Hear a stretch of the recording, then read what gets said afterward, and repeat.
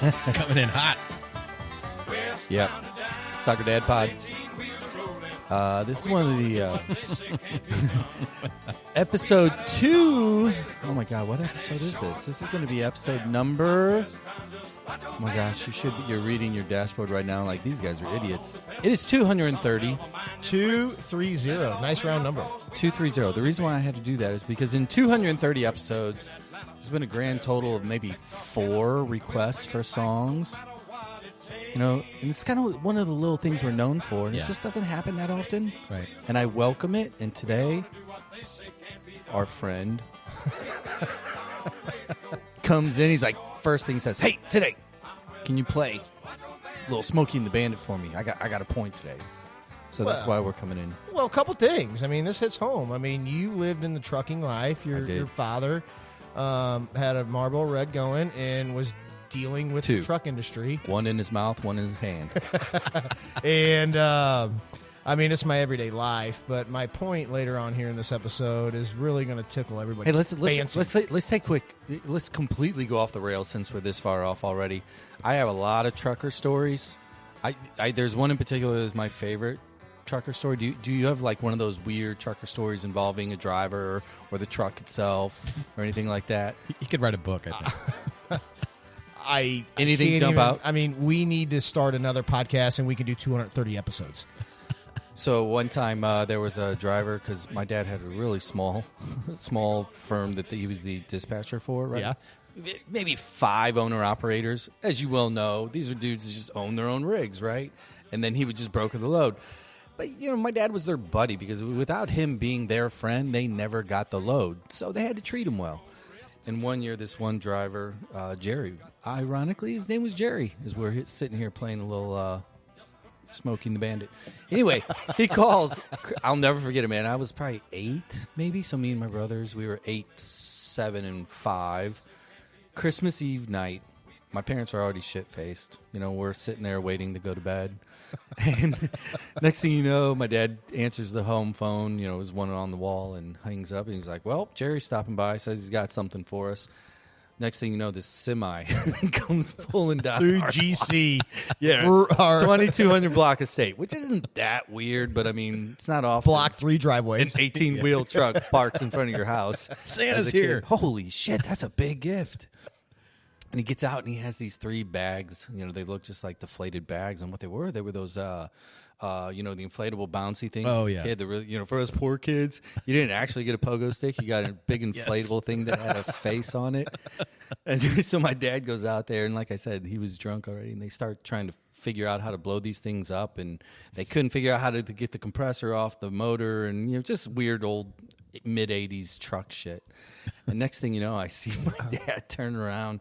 And he's like, looks like he's about to take a piss. Well, he was about to take a piss, and he starts to pee, and he pees on the tire, and the tire blows because it was so cold. Something like the tire had overheated, and he pees on it, and just blows up everywhere. And he comes in, and he's in pain, and my mom's just laughing, and we're like, "Oh my God, we love Christmas." Merry Christmas, everybody. Merry Christmas. That was the worst. That seems like a plot line for a new National Lampoon's Christmas movie. Yeah, and then so 3 brothers, three of the inflatable things. 2 of them, they finally got 2 of them blown up. Third one, they start to blow it up, and it pops. And me and Dana both look at Ryan and say, "Sorry, you don't get one. You're out." All right, there you go. That's a little Anderson history there. Oh, bonus coverage here on Soccer Dad Pod. Love that. We've been banging out, kind of getting back in the groove here. Haven't been on the road as much, right? Yep. So, kind of running through it. The last episode we had was another one of the fun ones. You were gone. We made our way down to Amsterdam. Oh, yeah. Sat down, had a couple different segments. A really fun segment in particular. Well, I love Ben Franklin, right? Yeah. My favorite Englishman in the world, whose name is Ben Franklin. Him and his son, Oscars, jumped on the mic talking about Nottingham Forest. And he grew up, 10 minutes from Nottingham? in Notts County. So here they are, they were battling for Champions League. But, of course, they were playing Chelsea. Ugh. Yeah, sorry. Sorry, fellas. Yeah. Have fun at Europa. So that was fun. And then our middle segment, we Had the proprietor, Mr. Stelzer, jumped on, give us a little update as what was going with on. the coach. And we had a guest analyst, knows a little bit about the game, Mr. Mike Sorber. He jumped on, popping off on what's good, bad. This is not a flattery statement, but listening to him, he doesn't use the word He doesn't use pauses. Yeah, it's some weird. He just speaks, and the words work. And people listen. And they do. And it drives me crazy because he's so good at it. But he doesn't put there's not a lot of like bravado behind it. It's just, he just states it. Yeah. And then you're like, well, good God, that's the smartest thing I've heard in a long, long time. Yeah, we were talking about a few things, breaking down, some of the insights on what's working, what's not working, and we were talking about MLS in particular, and I believe his comment was, it's not good enough. Yep. It's like, it's not about XG or touches in the box, or it's not good enough. Yeah. And appreciate the honesty. So go check it out. Really fun one. And then the last segment, we were talking with some friends of mine from down there, the Blue and the Lou crew. It's the official supporters group for Chelsea, located here in St. Louis. They were there raising some money for tornado And there's relief. a tornado relief. How many people are in that group? About 4? No. 6. No, thanks to Christian Pulisic a handful of years ago, they're 25, 30. Yeah. It's a good crew. It's a good group. Are any of them guys sitting out No. of the group? No. Okay. But we're only available on weekends because, as opposed, unlike Tottenham fans, etc., that like drive cabs on the weekend and shit. They all have other Chelsea jobs. fans have jobs. Yeah, we Tottenham have real fans are jobs. out of work. Yeah, it's called East London versus the slum. No, it was cool. New supporter, new friend of the show, Flywheel Systems. Again, you got a building space, people. You got Wi-Fi. Or if anybody's on their phone anywhere near your place of business otherwise and you want to make a little money doing nothing, Flywheel Systems. Trust us. Ping us. Do it. It's a combination of crypto, Wi-Fi, broadband, all of that other stuff, which brings us to the points of the day. And I still haven't come up with a cool name to kind of roll Why with don't we that. call them flywheel points of the day? It just doesn't roll off the tongue. Your name here, point of the day, that's kind of fun. Pinnacle, those guys, the Pinnacle points kind of had that puh and puh and puh. We need something a goes little. away. We'll workshop it. All right. This. If you have a Workshop. if you have a suggestion, Well, in the workshop, is that like 12 Bush heavies? That's after you guys Per person. consumed all these. And we'll Well, I'll go what do you got? first. What do you got? Go. So I'm going to call it until we workshop this thing. Flywheel point 1 of the day, and it goes into our intro music, and we've kind of already spoiled it. 48 years ago today, this week, 48 years ago this week, point 1 of the day, Smokey and the Bandit was released. So I want to get your take on the phenomenon of Smokey the Bandit. For me, not because of what I do for a living, but just one of those movies that you watch every time it's on. I mean, the lines, the characters, the Diablo sandwich and a Dr. Pepper and hurry up. I mean, just Zach, hold my hat, stuff like that. I mean, just give me your rundown of Smokey and the Bandit. Was it on at all times at your house? It was on often because, again, I think we had similar childhoods, given our fathers were in the rough and tumble kind of auto truck world, etc. For me, the thing that I think about is the car. Period. Yes, of course. I mean, I love Americana, specifically auto Americana, and it's hard to say. Like, when you think of American muscle cars, just American cars in particular, in general, I should say, is there anything more iconic than that Firebird on the hood of that car? Well, and then no, but and then secondly, and other than Kelly Bertrand, is Sally Field's character in that movie arguably a top 3? That was my part B crush ever. Look, if I had to choose between Carrie and Daisy, I take Carrie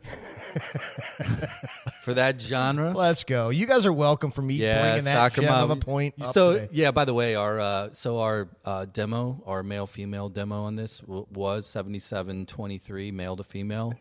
It's now 80-20. Well, and because we lost some soccer moms. Like, I can't have my curious. kids listen to this anymore. Yeah, I'm going to be curious if our guest has even seen or knows. Oh, we'll bring it up. We'll ask. Hey, point 2, flywheel point. What you got, Zach? I'm bringing it back home. A guy who has been in the world of soccer in St. Louis for the last couple of years, is now the caretaker, is the word that they used, of I wish they would have used a different name. the first team. Because I immediately think of hospice. Me too. And I thought, wow, this just says a lot when Appropriate. you put that in there. Yeah. But yeah, Coach Critchley, I mean, I'm actually excited for him. I think he's done a great job at City 2. A lot of the guys that we've had on the show, a lot of the players that we knew, growing up with our kids have played for him. So I think there's some respect there for sure. The boys like him. Well, that's what I was going to say. My They do. point would be, Yeah. and I don't know at an MS level, pro level, I can't speak on that, but I've never met a kid or a family member, meaning a parent of one of those kids that played for him, that don't have a good thing to say about agreed. him. And I think it's great. I think it's interesting because you don't see that rise that quickly. I just don't think we were ready for a Swedish accent. An English accent, Liverpoolian, Yeah. I think is probably Yeah, closer. his press conferences are going to be a little different. Yeah. than He's a the Liverpool last fan, two. by the way. Yeah. Well, I liked the press conference and the things that came out of it. I thought he was the star of it, if there could be a star of that day. But I think a lot of people are on board, and I think maybe change first is the reason they are. We'll see if it's just for one game and then they bring somebody in, or what happens.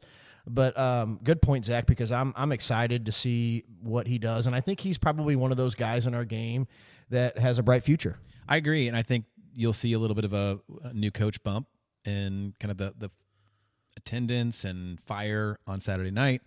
As an example, this is so weird, but we're not going to be able to be at the game on the 14th because we'll be in Nashville for playoffs.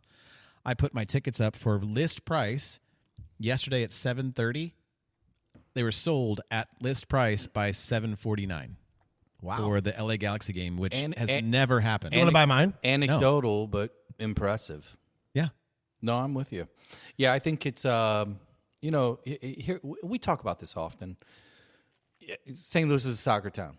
Generically speaking, factually speaking, that's just is what it is. So whenever something happens with the game, with the team, now that we have a pro team, it's almost one of those things like we kind of know how the sausage is made, Yeah. So when you see a change, whatever it is, it's like, okay, good, let's go. Now because we understand the domino effect of what it does on the bench, what it does to the players, what it does to your academy. The academy kids start to get motivated. The two kids definitely will because hey, their guy is now the gaffer. Yeah, and I get it, and I just hope for me and for being my fandom, I hope we start scoring goals, because the reality is that there's a lot of the same faces from earlier years. Now you sound like Sorbo. and we've scored goals, but like if he can change, the line that we defend or whatever we do up the field and not get into the weeds, I just hope we become dangerous. That'd be fun. Yeah. I And we're really not that far. I mean, here's the last thing I'm going to say on this. We're not dead in the water from a playoff standpoint because the MLS, there's a lot of bottom teams. No, we're not out. There's actually a path. as long as you're in a league with teams like Kansas City, Exactly. you always have a chance. And San Jose and LA. I mean, they're all not great. All right, I'm going to throw my flywheel point out here real quick, and then we're going to take a break, get some refills. I was thinking about this thing. I'm a Dave Portnoy fan, just as a character, as somebody that just pokes bears and his diligence. I love the pizza reviews. I just find them so simplistically entertaining, etc. And honest. Yeah, and honest. And I love pizza, so there's that. But he has hooked his talons in heavy into Caitlin Clark. Oh, he sure has. Everything about Caitlin Clark, he is 1,000% into. The games he's showing up, he's wearing her jersey. God, he looks like a nerd in fever gear. I know. He doesn't care though, which is another one of those things I like about him. And I've been by default. I'm not. I'm not a WNBA guy. I'm not an NBA guy, right?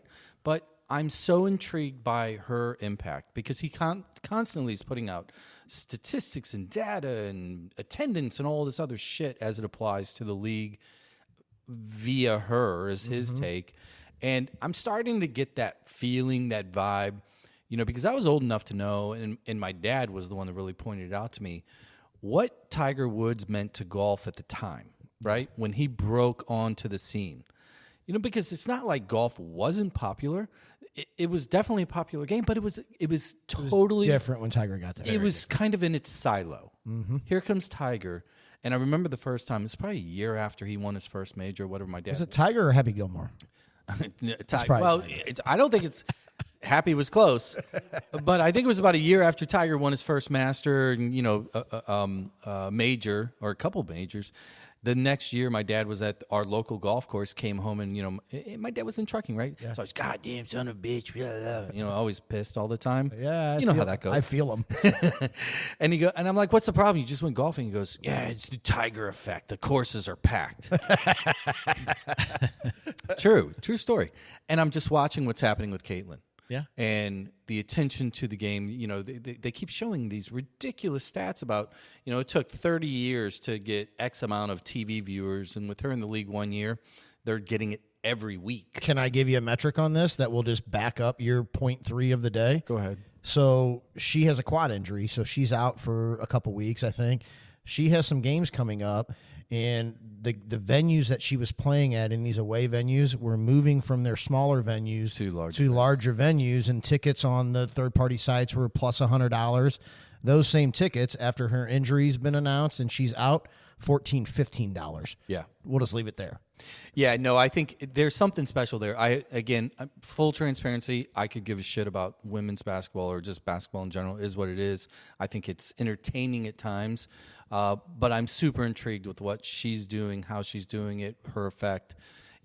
And I love the whole, good cop, bad cop with her and Angel Reese, and I don't think it's close. And again, I'm not a regular watcher, so I can't say much to that, but I think it's really interesting to see what she does to that league. Because Portnoy, going back to Portnoy, and then we're going to take a break, he said if she really wanted to show this league up and put everything to rest, start another professional league with her and recruit teams. And he goes, watch it grow. And I thought that was a super interesting statement, because what would have happened if Jordan, and it's not really the same thing, but if somebody like a Jordan. I think it's very similar, because, when Jordan left the NBA, I think to play baseball. It changed the viewership of NBA. Yeah, and it took another, Kobe and others to kind of fill that gap. So I think there's a righteous comparison there. Well, there you go, man. What a weird open, man. We went. It was weird. Piston on tires and trucks and Christmas, and we're a soccer pod. And, I know. And Zach, oh my God. We talked for 90 seconds about pertinent hot button soccer in our town right now. Well, the whole rest of the episode, I'm sure we'll talk about the majority of that. We'll talk about soccer later. The Bandit Reprise, Mr. Jerry Reed, Bill Justice on the way out here. When we come back, our guest of the day is going to join us, and we'll get his feedback on our intro, grade us, see how that goes. We're going to get some refills, and when we come back, we're going to be talking soccer between the pipes and more. See ya. Bandit, you're reckless.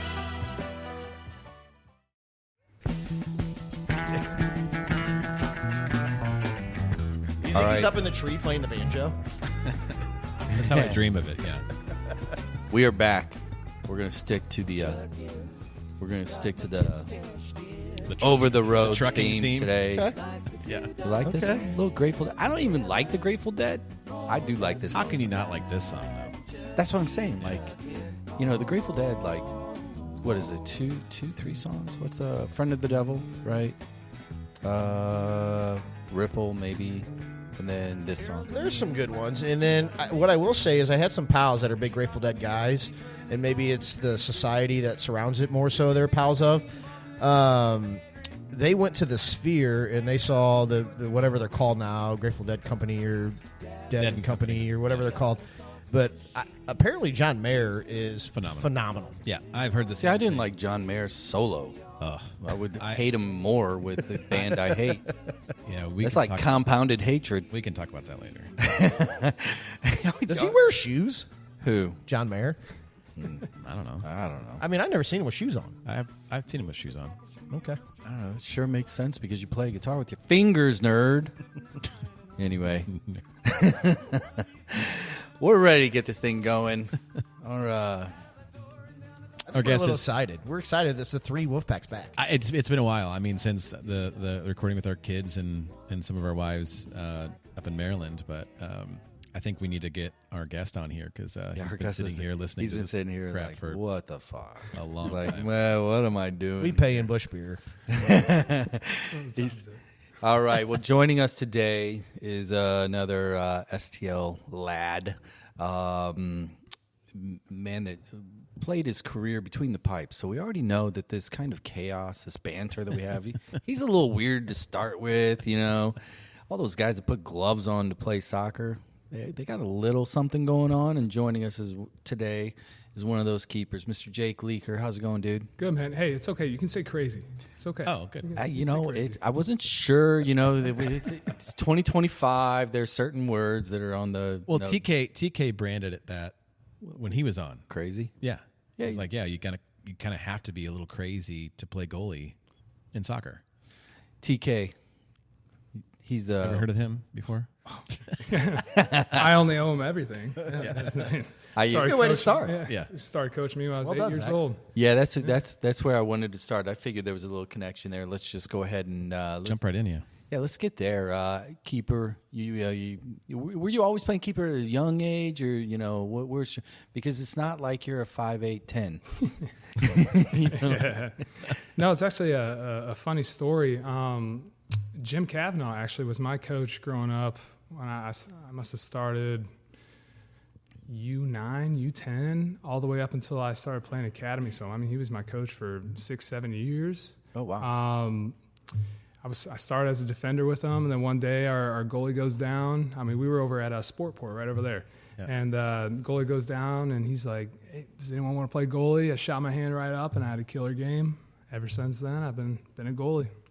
So TK talks about it. We know it from knowing other keepers, you know, that played it in the past, play it currently. The crazy factor, you know, I'm sure you get all that little poking and jawing. You know, goalies are just a little off. Validate that. What is there about your game or maybe your own demeanor that you would say in a respectful way, you're a little crazy to want to play that position and maybe helped you thrive? Yeah, I mean, crazy is absolutely the correct word for that. You got to be a little off-kiltered a little bit just because you're putting your face in front of balls going at 80 miles an hour. I mean, I've got fake teeth all over the place, stitches. I mean, the injuries go on and on. But you have to do it. Like that's how you get to the next level. That's how you become great. You can't be scared, right? You don't. Mm-hmm. It's like pulling out of a tackle. You're going to get hurt if you pull out of a tackle on the field. It's the same concept. The tackle's a little bit harder. So we'll get into a little bit more of that in just a little bit here. Let's go ahead and reverse the tape a little bit. Mentioned out of the gate, you're a St. Louis boy. You know, you talked about playing at Gallagher under Cavanaugh, and we'll get into maybe the later years in a little bit. What's the neighborhood? What's the parish? What was the proverbial high school? Oh yeah. Let's get a little bit of the bio out on the table here. Yeah. I grew up in Fenton, right over there. So getting to Soccer Park was a great setup. I mean, super easy, maybe a 10-minute drive or less. Went to Rockwood Summit High School. I don't know if you've had Sean Clancy on the podcast at all, but he's coaching at Marquette now. But we were both going at each other. I mean, since we grew up in the same school, same system, all the way up through Gallagher. It was just me and him with TK fighting for academy spots. I mean, our history goes deep there. He's coaching at Marquette University now. We Jared and I played Top Golf a bay and a half over from Sean Clancy in Maryland. Oh wow! For an off day, but him and some of the other Marquette staff were there, and actually some of the Loyola staff as well. But I've met Sean a couple times. Yeah. So we were, I mean, good friends, but also good competitors, and going at it all throughout high school. Went to the same high school, Rockwood Summit, and as you can tell, I mean, we were some of the, not to toot our own horns here, but we were some of the best goalies in the state. Happened to be competing for one spot on a high school team, right? So.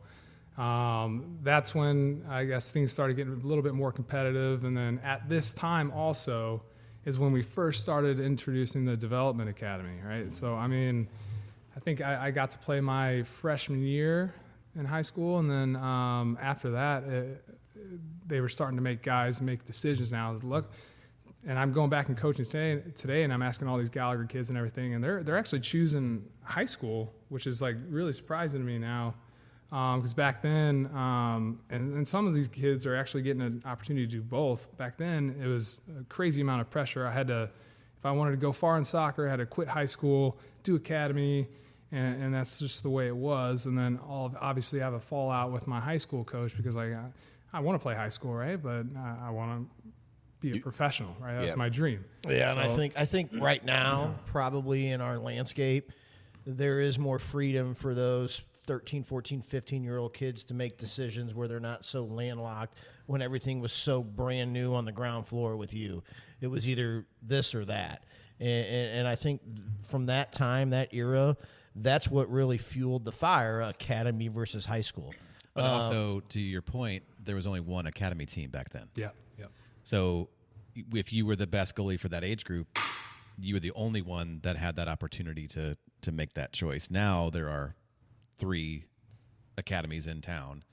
So it's been a little the landscape has changed. But there's still that pressure. Were you a multi-sport athlete? Yeah, actually basketball. No. I was gonna guess golf. Shit about basketball. Oh yeah, you should see my swing. It's terrible. Basketball. So TK's talked about this before. Patrick Schulte, case in point. Basketball was. It was his love, right? It was his passion. He talked about the correlation and the crossover, no pun intended, between the sports. You concur? 1,000%, man. And TK was preaching this well before Schulte, well before me. Being a dual sport athlete, it just makes you better overall. But even for a goalie, basketball, probably the best thing you could be doing. You're going up and getting rebounds, fighting through crowds, and your feet, all hand-eye coordination. You're using footwork. It's about as relatable as it gets. Yeah, I would agree. That translates so good. And then being here in the Midwest and kind of being in a fall season as a youth and then kicking it back up in the spring. Basketball just sits so perfect because it's a winter sport for, I wish the kids could just do it longer. I was thinking about that the other day, because a lot of times we think about training for our kids, et cetera, and I'll maybe get your take on this. If you're a field player and you want to do anything else from a training perspective or a camp, right? It's really hard to figure out what is a good crossover that is a benefit to your position / the sport. Speed and agility or things like that, which is really kind of the only things. But for a keeper, it would make sense to go to basketball. You don't even have to be on a basketball team. Go to basketball camps. Yeah.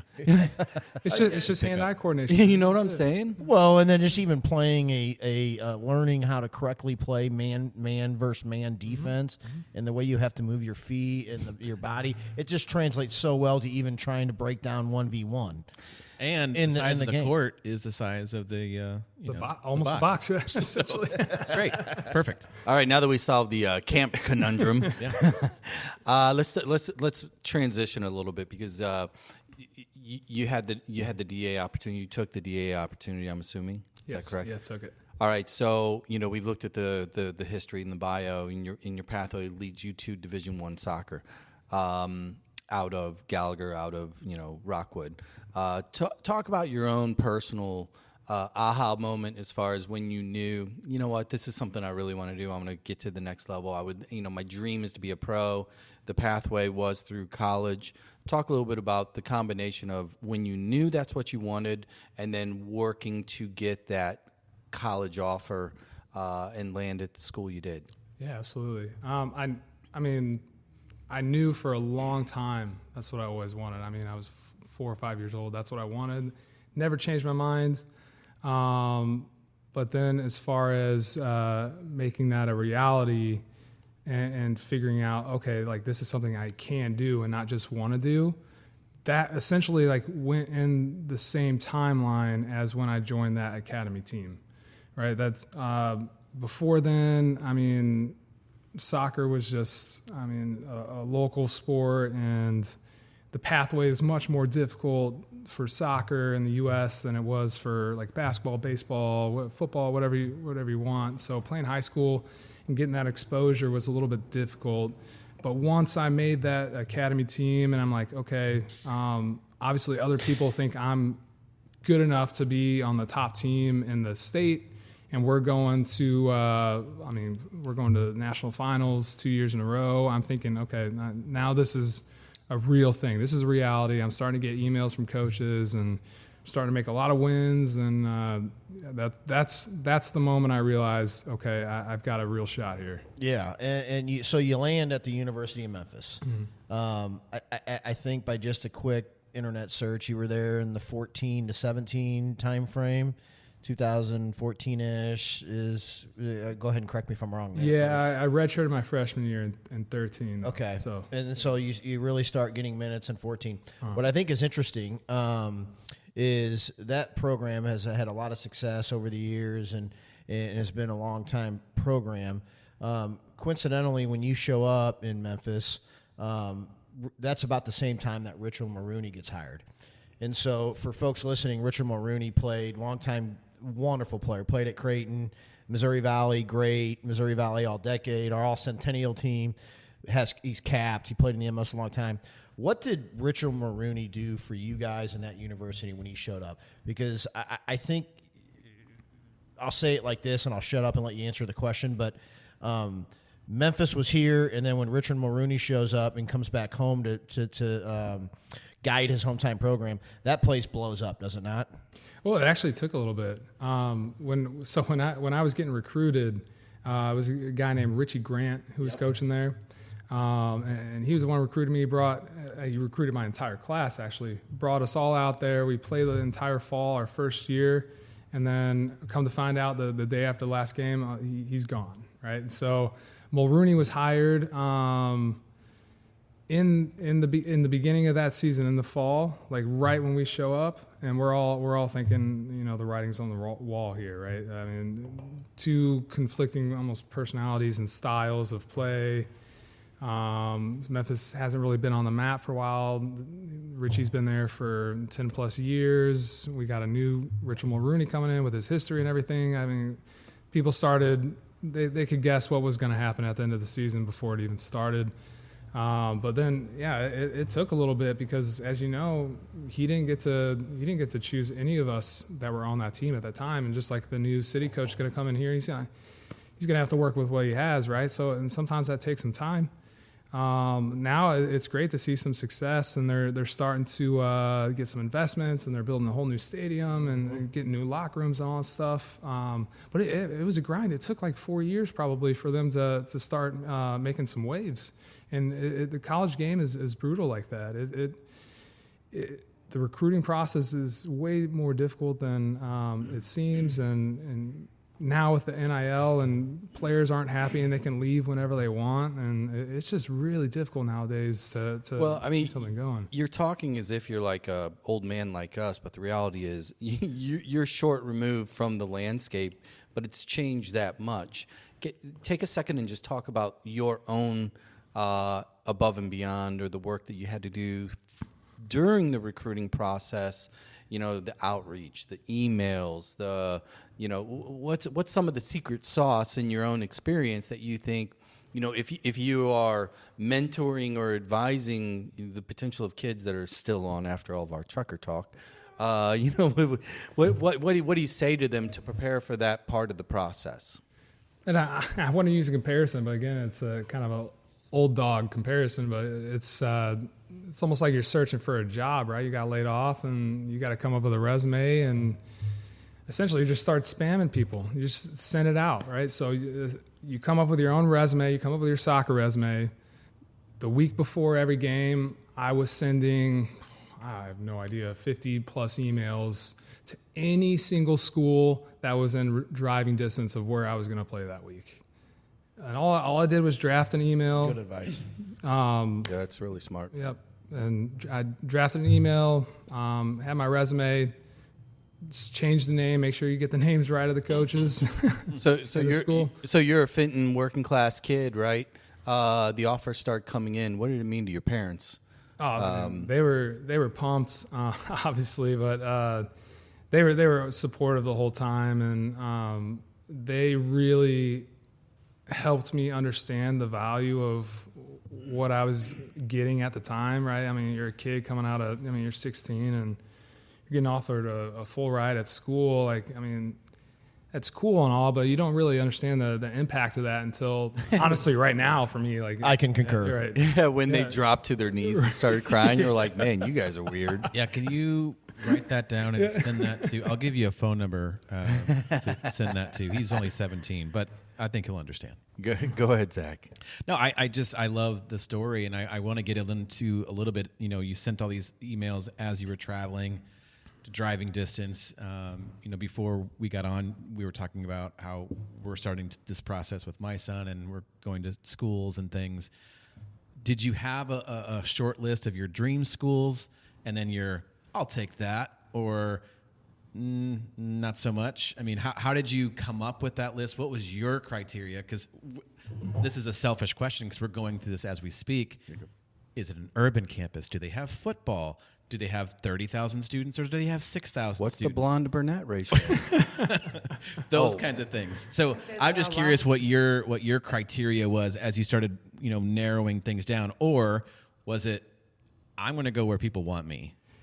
It's interesting because I could go that route of I want to go where people want me, but I was getting a lot of offers. A lot of people wanted me, right? So it was a very tough decision. Honestly, my criteria was based on the top 25 at the time, to be honest with you. I want to play for a good team.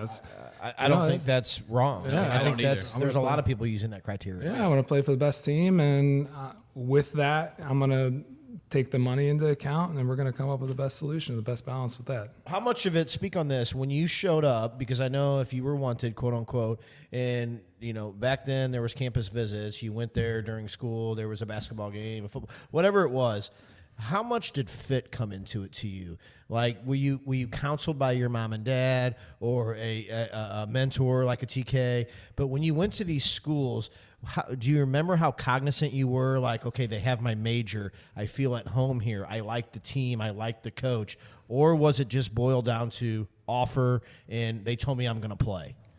No, it wasn't. It wasn't that simple by any means. My parents were honestly they're super supportive throughout all of it, and pushing me to sort of make the decision academically. They were always focused on academics for me, which I'm super grateful for now, because I earned my MBA while I was playing professionally, and that helped me get my position where I am now after retirement. And that's probably a whole nother topic to get on, but we will. Yeah.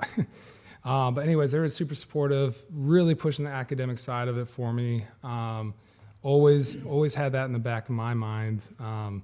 But then as far as the rest of the criteria goes, it's really, for me, it was more about, is this a good team? And TK was really good as far as, and I didn't listen to him. I should have. I didn't listen to him, but he was always harping about the goalie coach, right, and making sure. And it's totally different for a field player. For a goalie, Yeah. you really got one guy who Right. understands what you're going through, and that's the guy that you lean on. That's the guy that filters whatever the coach is cussing at you the whole time, and doesn't really fully understand the position. So he's that filter, and that as a goalie, that's like honestly one of the best things for your development. I think if I were to go back, I'd be more chasing the fit of the coaching staff, the players, versus going and chasing that top 25 team. So let's make that transition, because you go to Memphis. You have a really good career there. Things start clicking. You know that your dream of playing pro is getting close, right? The clock's ticking. You know that there's drafts coming up. You know there's opportunities. You're getting minutes. Talk about that mental transition of, you made it to college, you played, you got your degree, you kept your education going at the same time, but now it's time to tackle the big dream that you had whenever you were a kid. What was that transition in your head like, and what was the focus? What was the things that occurred that you knew, I think I'm going to get paid to play, the game I love? Yeah, and that was another kind of half brutal reality check, because at the time, I must have been, I thought I was playing out of my mind. I was in my junior year or so, playing really well, and people are still telling me no, you're not good enough. You can't go play. You can't do this. You can't do that. And it was more of my just like resilience of, you know what, I'm watching these guys on TV. I can do that. And it's not listening to those voices in the back of your head that saying you can't. For me, how I ended up where I was at was purely based on relationships. That's it. I called up a buddy. I was trying to find a team to play with in the summer outside of college, and landed with a Des Moines Menace. I called up a buddy, and he talked to the coach. He was like, "Yeah, man, there's a third string goalie position up there for you if you want to drive up, get some training in for the summer." I'm like, "Sure, yeah. It's just regular training. They'll have a place for me to stay. That's great." I get there and I start doing really well. I get playing time. Develop a really good relationship with the coach, John Pascarella. He was a coach at Sporting KC for a little while, assistant coach. I think he went over to Minnesota United. I'm not sure what he's doing now, but I built a relationship with him, and because of that, that's how I got my chance. I didn't get drafted. I was sitting there. I was watching. I was told I was going to get drafted. I was told I was going to get drafted by Columbus, and then I think it was like the third or fourth round rolls around, and I'm expecting my name to get called, and then Columbus shows up, and they decide to trade their pick instead. And I was like, oh, that's so disappointing. You know, I thought that was, you know, the end of my career right at that moment. And then as soon as the draft was done, Pascarella had called Real Salt Lake, and their USL team, the Monarchs, had invited me out to preseason, and I think I was there about a week and made the most of it, and they offered me a contract from there. But it's about, you know, believing in yourself, because I was told no so many times, and even after I didn't get drafted, right, I still tried. So before we break, it's a very serious question. Did you call Shedeur Sanders with a little advice? Having some, you know, similar There you go. Troll him. pains. Yeah, man, I'm really interested in kind of that, you know, because you continue to play, obviously, the wiki page, and, you know, you got games afterwards, so that draft failure wasn't the end of the line. I want to get more into that after the break. And also when we come back, I want to talk a little bit about USL as well, beyond, you know, kind of a little bit of the growth of USL, really kind of in this parallel world with MLS and ProRel, et cetera. Well, you know, kind of get your take there. We'll talk a little bit about our own new crown jewel here in the city that's right down the road over on Market Street. We got to touch on WashU. And Oh, yeah. Heard of that? Yeah. Where's that at? Yeah, this is right down there in the storm path. Yeah. Oh, yeah. That's true. Is that kind of like Rankin? Well, and I was not lucky right. to have a cup of coffee at the Menace. And I think the guy that kind of owns those come and goes, that owns that team. Yeah, and the team in Serie A. Yeah. The Taco Johns. I mean, how many late night potatoes Olay did you have? That was cool, man. He owned this restaurant too, and after every game, he would invite the entire team, and we'd get free food and drinks after. Well, we'll get into Great that. summer. We'll get into the important stuff here in just a second. We're going to get some refills. Going to truck our way out to this break. Like, review, follow, share. Send it to a friend. That's how we keep bringing all this incredible insight to you. Little did you know, Smokey and the Bandit 48 years ago. This week. This week. One of the all-time greats. There you go. Do they make movies like that anymore? I don't think they're allowed to. All right, we'll be right back after the break. Soccer Dad Pod. Bitch.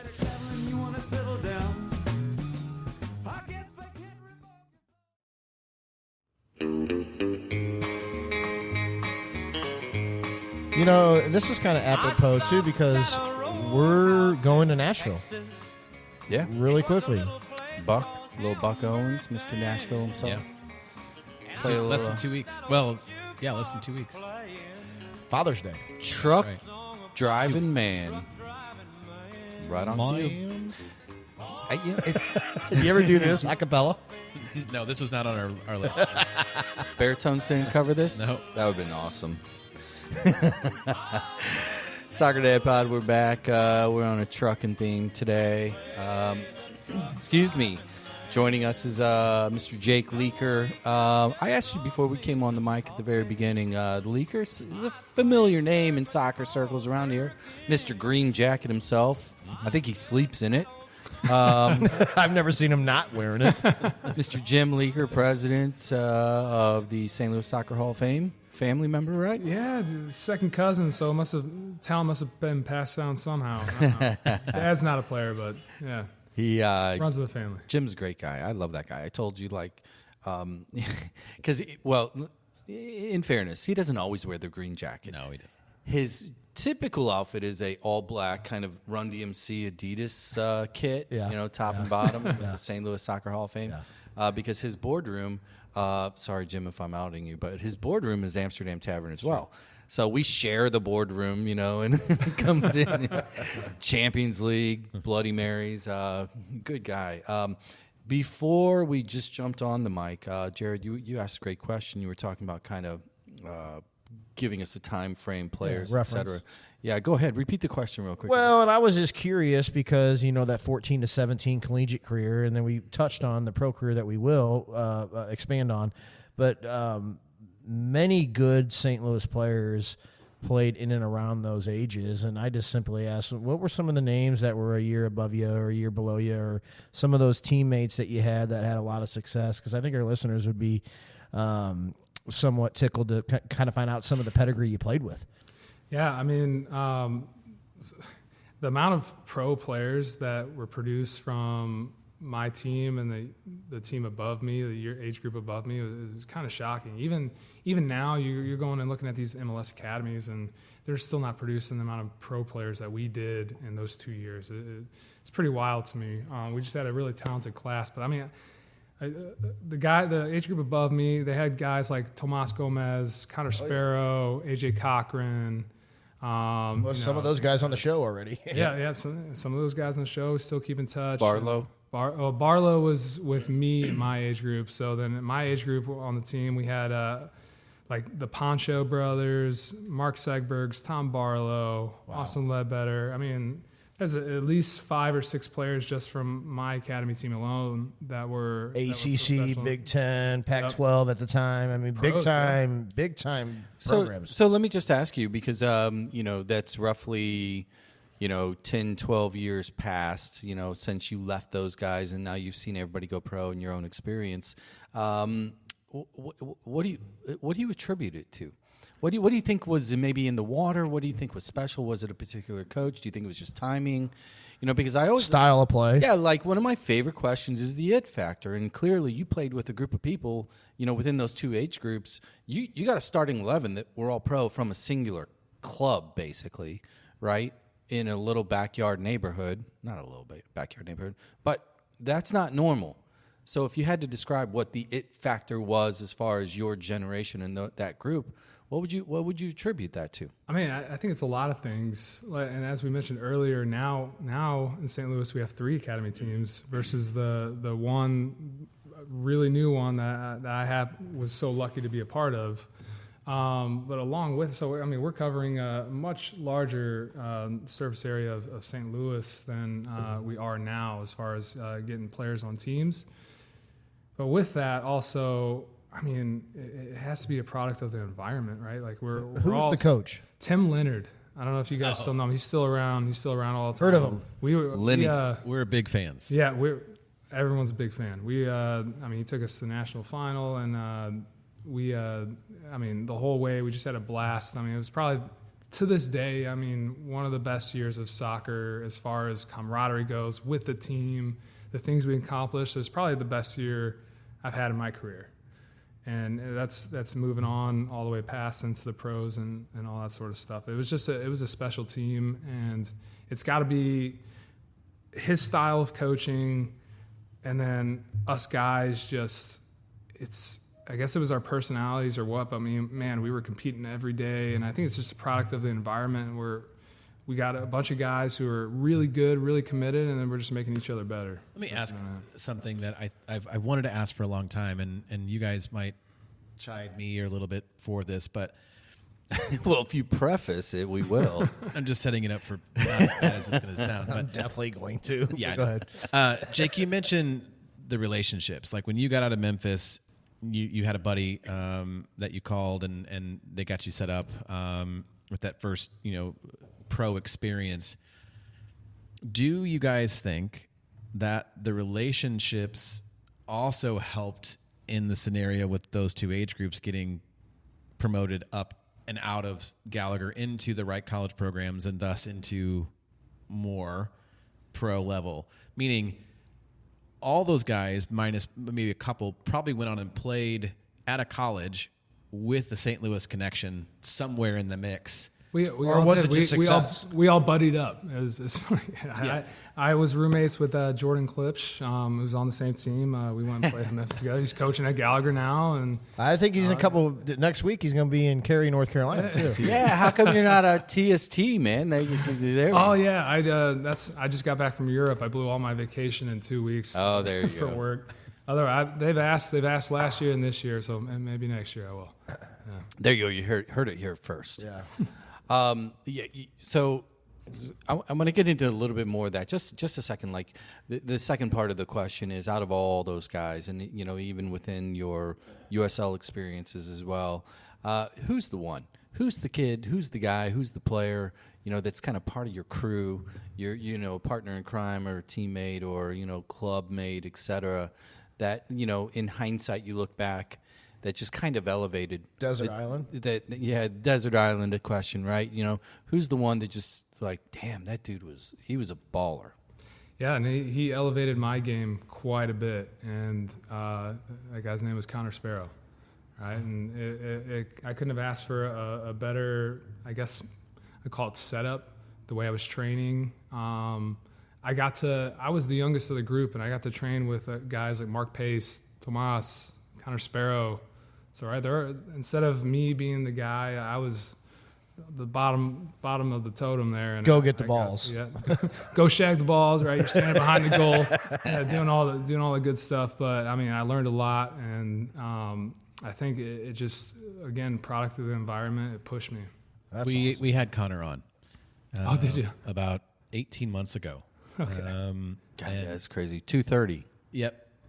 And he was the one that I think started the idea of the crazy term, because Dude, you should see this guy training. he talked about it. He also talked about the training, about that group and TK's group Yes. and how hard they pushed each other. Yes, and he talked about you. He talked about some other folks that iron sharpens iron type of thing, yet kept the competition high.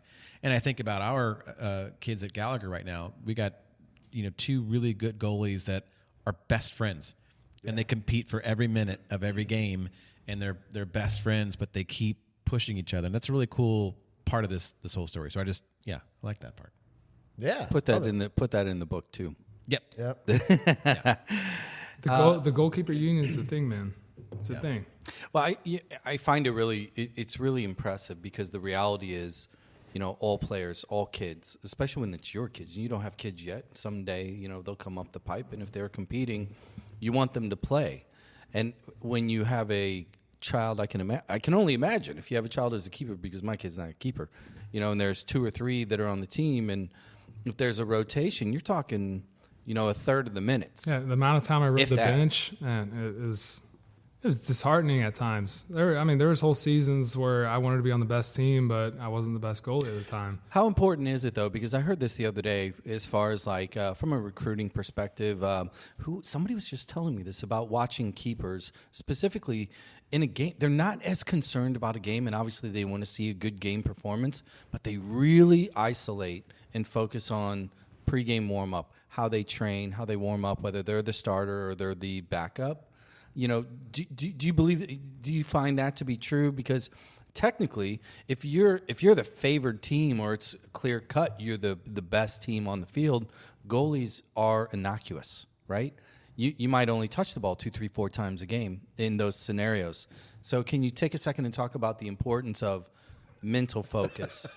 Yeah. How many times did you touch the ball when you were playing with Markey and Barlow on those teams? Yeah. Man, I was run up the field saying, "Guys, please pass it to me. Come on, I'm bored. I mean, that's a real issue. It's a real thing. For everybody, for every other field player, that's not an issue. Whether it's a good game or a bad game, field players are involved. For a goalie, if it's a bad game, you're really involved. But if it's a really good game, the reality is, in most cases, you might not be involved. So can you speak to the focus, maybe to keepers specifically, on how to don't get distracted, so to speak. Yeah, it's literally all about preparation. I got to the point, and I'm superstitious, I'll admit, but I got to the point where I was locked in. I mean, I had a routine starting, and it built up to this, right? But it was starting almost the day before, and what I ate, what I drank, read, watched, everything went into it. As a goalie, it's not like you're a Ronaldo and you get one goal and play a shit game the rest of the time, and they just talk about the one goal, right? You know, it's goalies. Those field players. You could play the best game in your life and have one bad moment and look like a dill hole. Right, exactly. Coaches, man, all the coaches want out of their goalie. They just want to know what they're going to get. They just want consistency, and so that's why I talk about the prep work, because if you prep yourself to get in the same mindset, you're doing the same thing every time, then you start seeing consistency. So it comes after that. You talked about how the goalie coach is kind of like the buffer between head coach and the goalie. Do head coaches for soccer teams view goalies the same way head coaches in football look at place kickers? Man, I had at the Riverhounds, Bob Lilly, man, he used to be like, "All right, keepers, go play catch." Just beat it. See ya.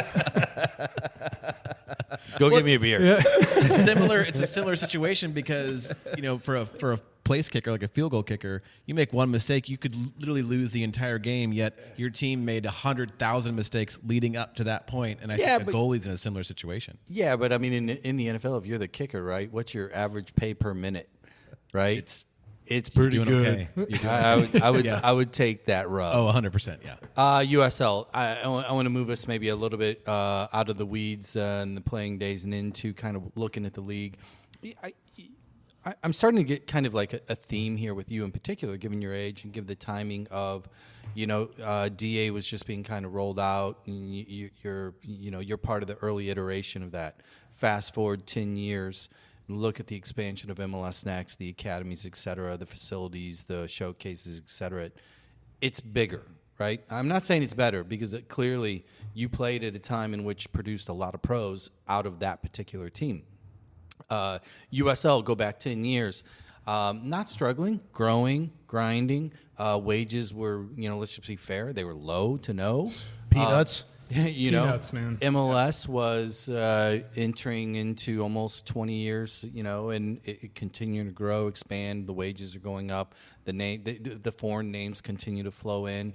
Fast forward to now, USL is making some big moves.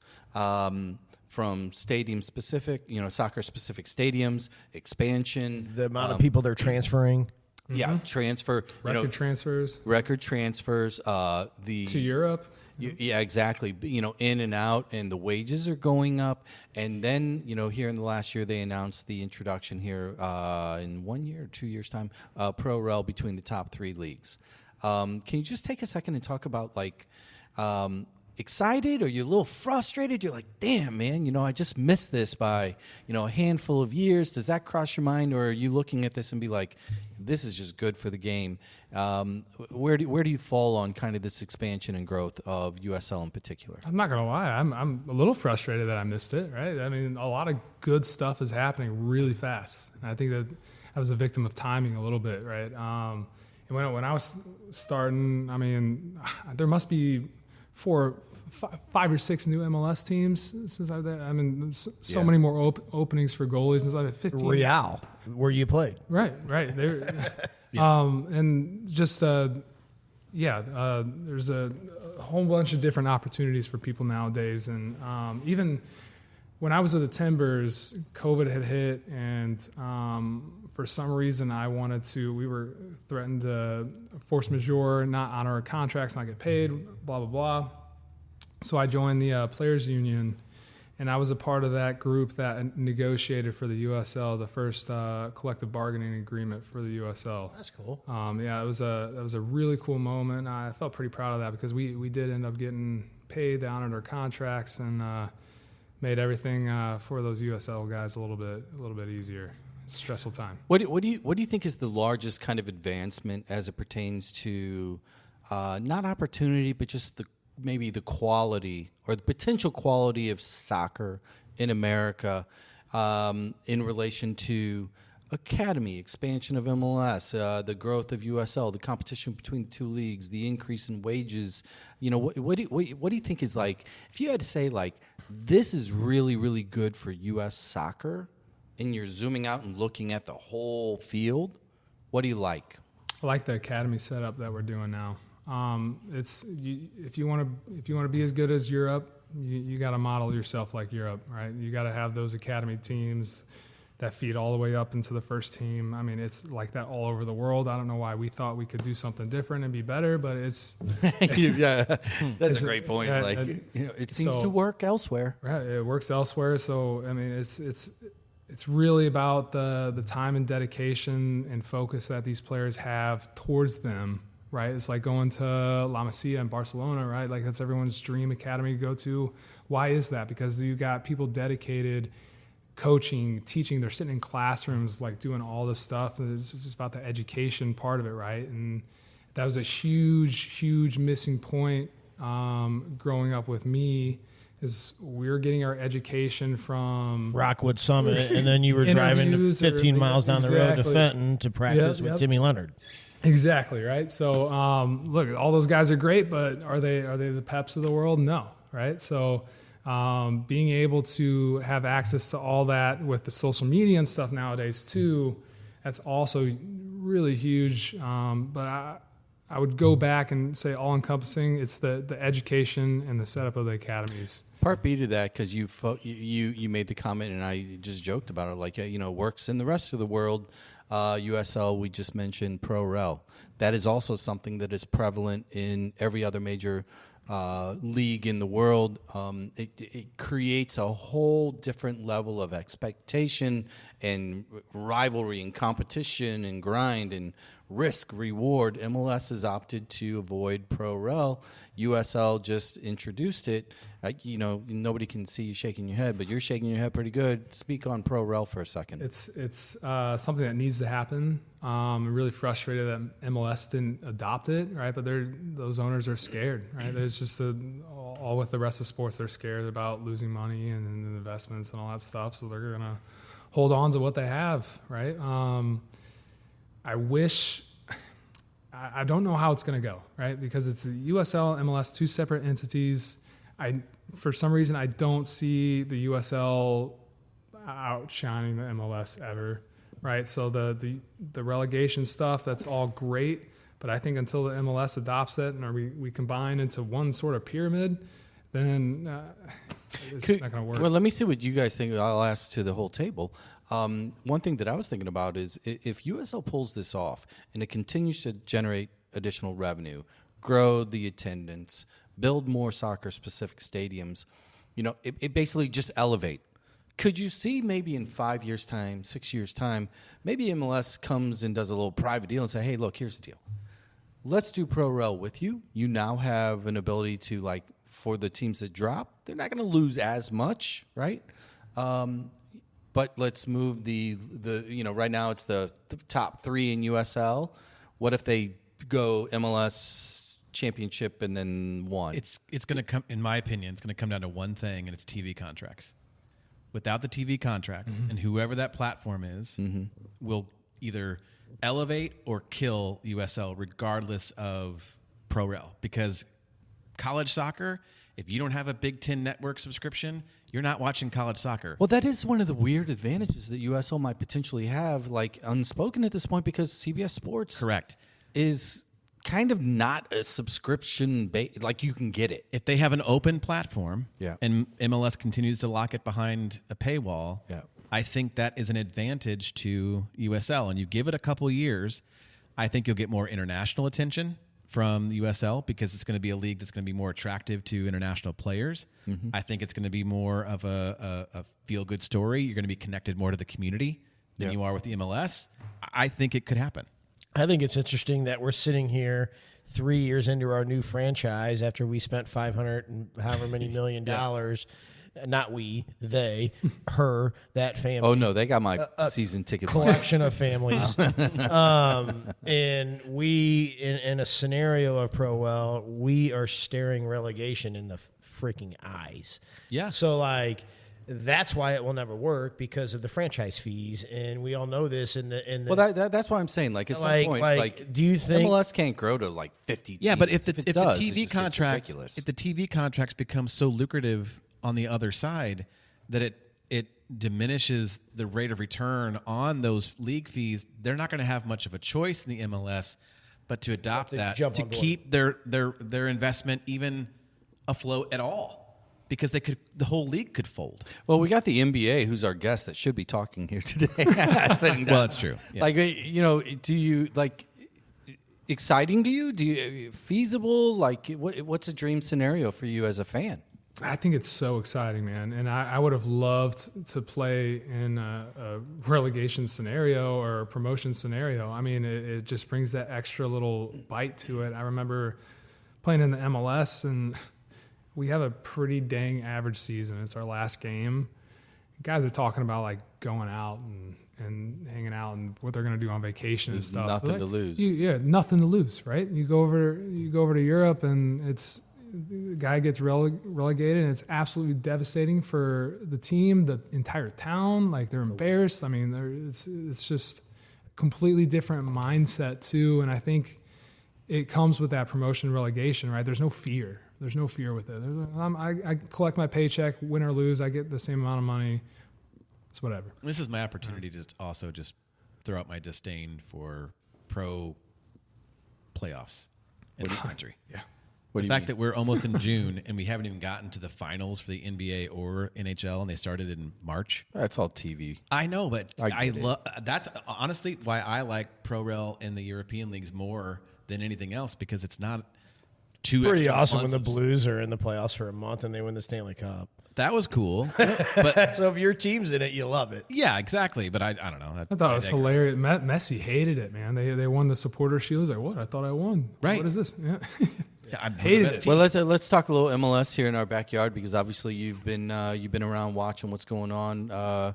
We're in season 3. To say it's been interesting is a interesting way to put it.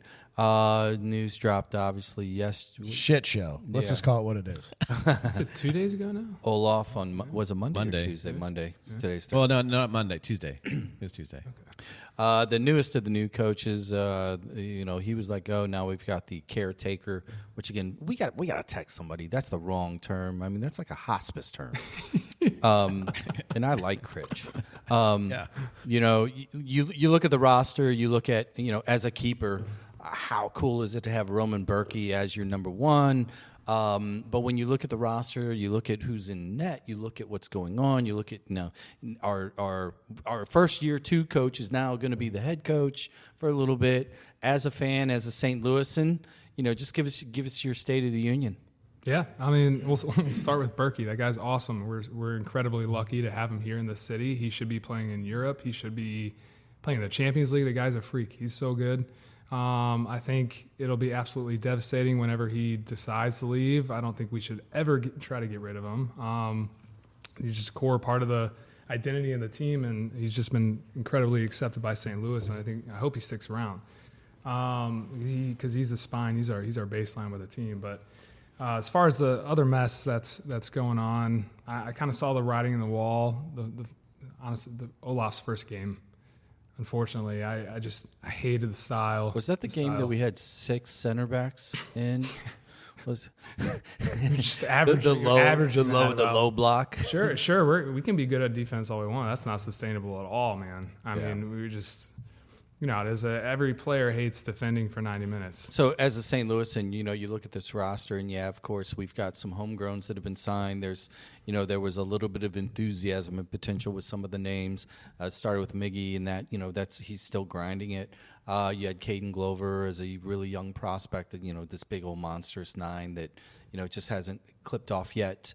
And I emphasize yet. Mackay is doing some special things on 2, just scoring at will. He's gotten some minutes, but it's like he's still a puppy. Then you look at the rest of the squad. You look at the staff. You look at kind of the vibe.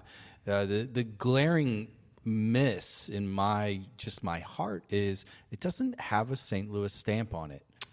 Do you feel that? Do you see that? What do you think when we potentially see a 3-1-4 or a 6-1-8 or a 6-3-6er, really being relevant, whether it's on the coaching staff or, obviously preferably on the field wearing a starting 11 number?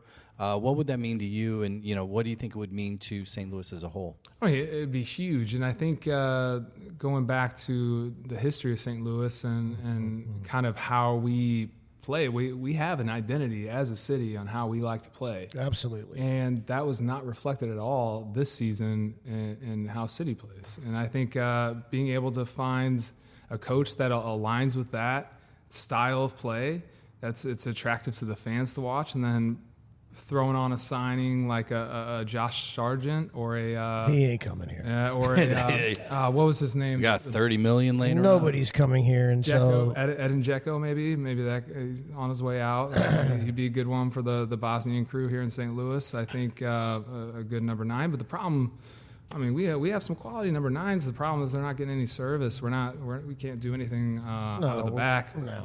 So well, it's because we don't value the ball. And for me, it's really hard to be a St. Louis homer, which this show is, and we're at as a collective group. Is you can get behind the newness of it, the early success, first in the West. But when stuff starts to go the wrong way, it's really hard to, when we've been successful as a collective society or culture for a long time, and we're where we're at in the state of the game, and we really have no St. Louis stamp on it, for me, get St. Louis involved. Yeah, I think it's one of those things too. Like, and that's happening. And I've heard a lot of people say this, and I agree. I've thought about it and repeated it. If you're going to struggle, and you know that it's a grind, and you know that it's a build, and that you have to develop, to a degree, I think the 80%, maybe even higher number, would prefer to lose and struggle and grow with St. Louis faces in the mix. Well, and you got, from a youth side, we just talked about your 2010s to 2014 when you were in the youth playing in your national championships, back-to-back national championships. I know from the early 90s through the middle 2000s until then, we've had national championship participants from a club level here every year. It's expected. 3 years ago, we haven't had anybody. Well, it goes all the way back. Yeah. We win in Open Cups. So like it's just it's glaring to me. And 3 years ago, it's funny you mentioned that. That's right when City shows up, huh? They start taking guys away. And everybody that fills their academies, they were all national championship groups before that. Yep. Okay, since we solved nothing. That's exaggerating. I think we've solved some things. What do we Well, we haven't even talked about Wash U yet. Yeah, let's Wash U. So you wrap up the career putting on the kits and doing the work and doing the running to putting on a different kind of a kit, a jumper and a whistle. How'd you land at Wash U? Why Wash U? And how's that been? Oh, it's been awesome. Why Wash U goes back to when I retired, and I guess I was 22.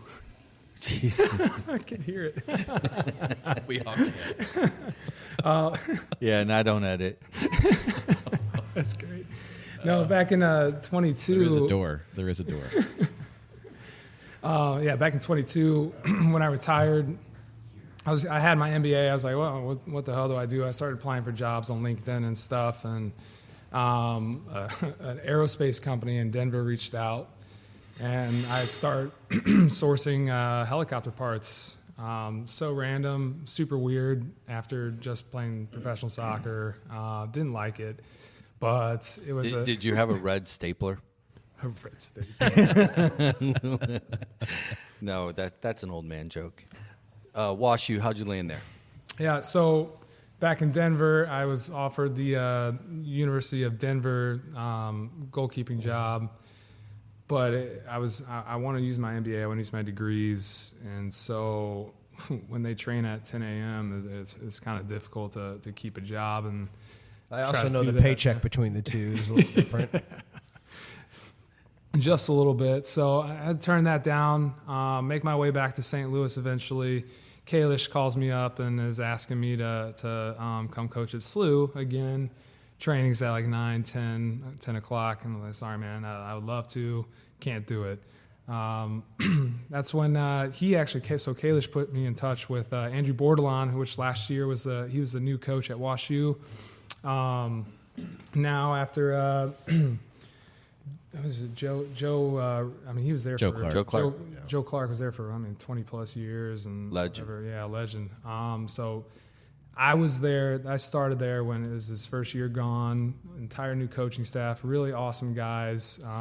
Jack, Andrew, coach. He was assistant coach at University of Wisconsin. So he was there with Mark Segbergs, Tom Barlow, all those guys. And then his assistant coach, Jack Mathis, St. Louis guy, also played for the St. Louis USL team. FC St. Louis? Yeah, FC St. Louis. Is that what it was? FC St. Louis? STLFC. STLFC? That's what it was, yeah. So he played on that team for a little bit, and then really good for him. But he was coaching at La Masia in Spain for a little bit. Yeah, great to be on the resume, but he could be coaching in a lot of great places, but wanted to come back home and had a great relationship with Andrew. And so we've got a stacked coaching staff now at WashU. It's pretty great, but again, they train at 5 at night, so I can work and I can go coach after, and so I like the coaches and the schedule works. Do you like the recruiting side of it? Have you been involved much with the group, or is there main recruiters? WashU's so different than any other school. It's purely academic. We don't get to offer any scholarships to anyone. All we're doing is we're hoping we're getting lucky with some kid who's good enough to play D1 but decides to go the academic route. But I see WashU at all these events. So what are they doing? Just going to have beers? Yeah, we're going to go have beers and try to drunkenly convince them to spend $80,000 a semester is what we're trying to do. WashU's endowment's big enough to where I think you guys can help a little more. I mean, that sounds like a WashU strategy. Hey, man, Jake Leeker, really appreciate you joining us, dude. Did you enjoy yourself? Yeah, man, this is a blast. You guys got a cool setup here. I love talking about soccer. I love talking about soccer in my hometown. It was awesome. Thanks, guys. Well, so I normally grade these guys. This time, since you are a WashU coach, you got your MBA and you did your whole thing, go around the room. Give us a grade, A to F. How did Zach do today? Like, I know you're first time talker, long time listener. How was Zach today? Well, we'll start here. F for this one. Everyone heard you pee, man. Everyone heard you pee. That would be Jared. He is pointing at Jared. It was Zach, real quick, you give spot grade. Yeah, we got A's and A's. Yeah. Oh, there we go. A, F. But I think the listeners really know. Oh, they do, man. No, trust me, they do. Soccer Dad Pod, we're out of here. Jake, thanks Jake. for your time, man. Good luck the rest of the year. Fellas, we're out of here. Like, review, follow, share. If you guys don't mind, drop the review. The numbers are more reviews, and actually people have been dropping 5 stars, by the way. I like 5 stars. I like 5 stars.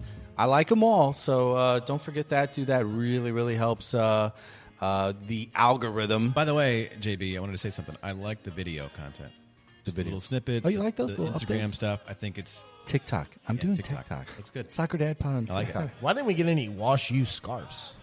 Oh, that's a good question. Maybe next time, right? Come to the game. Oh, We'll be there. We're out of here. Trucking our way. See ya.